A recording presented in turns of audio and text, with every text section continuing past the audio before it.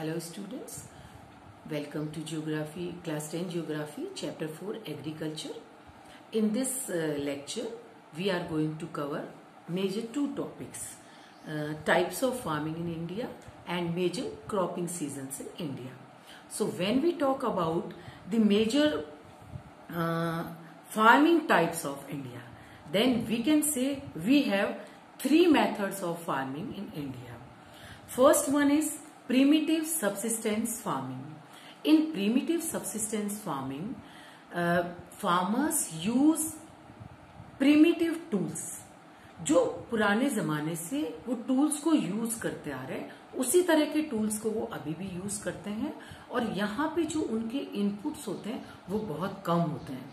जैसे कि वो ये जो फार्मिंग करते हैं प्रिमिटिव सब्सिस्टेंस फार्मिंग, इनमें वो ज्यादातर अपने लिए अपनी फैमिली के लिए जितना उनको फूड क्रॉप्स रिक्वायर्ड होता है उतना फूड क्रॉप्स को वो ग्रो करते हैं और बहुत ही छोटे लेवल पे इसका वर्क होता है.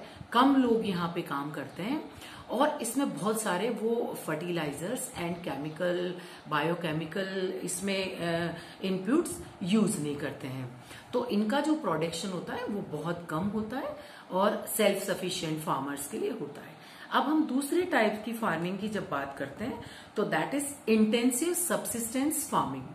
इंटेंसिव सब्सिस्टेंस फार्मिंग में जो लैंड का पीस होता है वो छोटा होता है, बट उस पीस पे वो हाई इंटेंसिटी उनको चाहिए कि उसी पीस पे वो बहुत ज्यादा से ज्यादा प्रोडक्ट वहां पे उनको मिल जाए. इसलिए वो क्या करते हैं, उसमें थोड़ा सा ज्यादा बायोकेमिकल इनपुट्स यूज करते हैं, फर्टिलाइजर्स यूज करते हैं ताकि उनको उसका जो प्रोड्यूस है वो थोड़ा ज्यादा मिल जाए और उनको वो कमर्शियल क्रॉप भी एज ए कमर्शियल क्रॉप भी यूज कर सके. मतलब कि वो उसको मार्केट में सेल करके उससे कुछ प्रॉफिट भी अर्न कर सके. अब जब हम तीसरे टाइप की फार्मिंग के बारे में बात करते हैं तो दैट इज प्लांटेशन. तो जो प्लांटेशन की हम बात कर रहे हैं तो प्लांटेशन जो ये होता है हमारा मेथड फार्मिंग का, वो बेसिकली कमर्शियल होता है. अब हम जब प्लांटेशन की बात करते हैं तो हमें ये भी समझना पड़ेगा कि प्लांटेशन होती किस तरह की फार्मिंग है.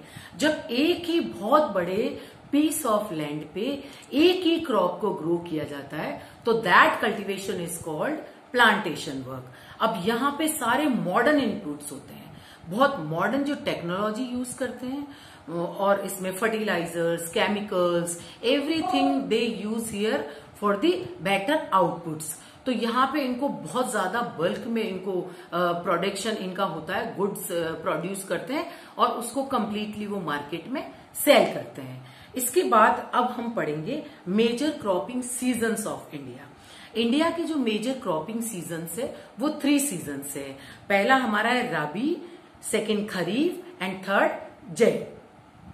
तो ये जो हम रबी सीजन की बात करते हैं तो ये बेसिकली विंटर में दिसंबर में हम इसके जो सीड्स है उनको दिसंबर में उगाया जाता है और गर्मी के सीजन में अप्रैल मई में इसका हार्वेस्टिंग होता है. और इसके जो एग्जाम्पल्स है क्रॉप्स के वो है वीट, बार्ले, मस्टर्ड एक्सेट्रा. हमारा जो दूसरा क्रॉपिंग सीजन है वो होता है खारीफ सीजन. खारीफ सीजन को जून और जुलाई में उनके जो सीड्स है उनको सो किया जाता है एंड सितंबर से अक्टूबर तक इनका हार्वेस्टिंग होता है. इनके जो एग्जाम्पल्स है वो है rice, bajra, jute and cotton. अब हम बात करते हैं जाइड सीजन की. तो जो हमारा जाइड सीजन है वो इन दोनों जो क्रॉपिंग पैटर्न के बीच का जो टाइम होता है उसमें जो हमको फूड क्रॉप्स मिलते हैं वो इसी सीजन में होते हैं. इसके एग्जाम्पल्स हम दे सकते हैं, जैसे ये जो इनके जो 2 सीजन के बीच में सीजन्स होते हैं, जो एक मई से जुलाई तक का होता है और दूसरा सितंबर से जुलाई तक का होता है. इनमें जो हमको चीजें मिलती है वो है वाटरमेलन है, कुकुम्बर है, वेजिटेबल्स है. तो इस तरह ये थे हमारे इंडिया के major cropping seasons. So this was all about for today's lecture. Thank you children. Have a nice day.